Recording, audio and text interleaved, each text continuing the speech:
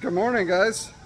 I gotta turn this form into a usable part. So what I'm gonna do, the parts we have are shallower in depth and they're wider. So we added these parts onto the side, cut it down so it's flush, so when we cut out our part on the CNC after it's formed, this leaves us wide enough for our cutout form.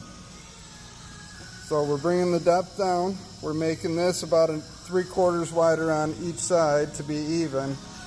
First thing I got to do on here is home our machine. You can see it moving slightly.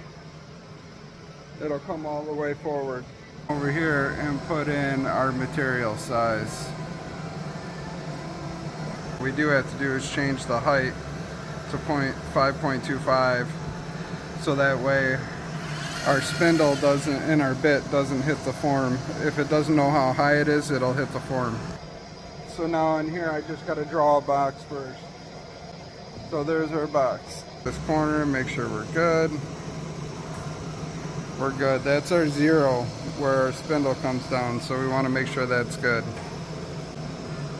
Alright, so on this one we're going to go to toolpath, up in the corner.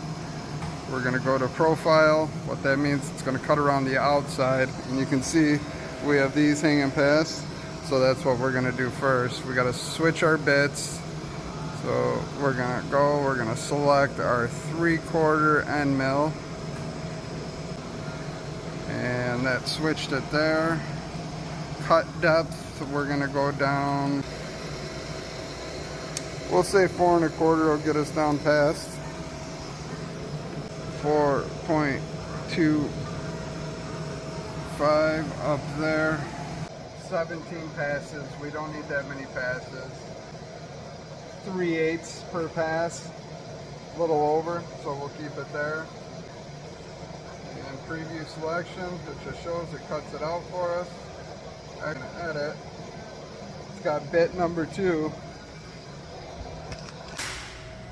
We're looking for the 3/4. And that's bit number 2. You can see we have our aggregate bit number 2. That's our fly bit we'll be using. That's our angle bit, that's for the sides.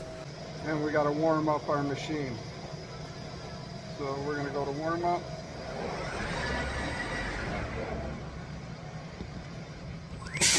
Starts off at 12,000 RPM and goes all the way up to 24,000. All right, join me for part 2 of setting up our program and cutting out our form.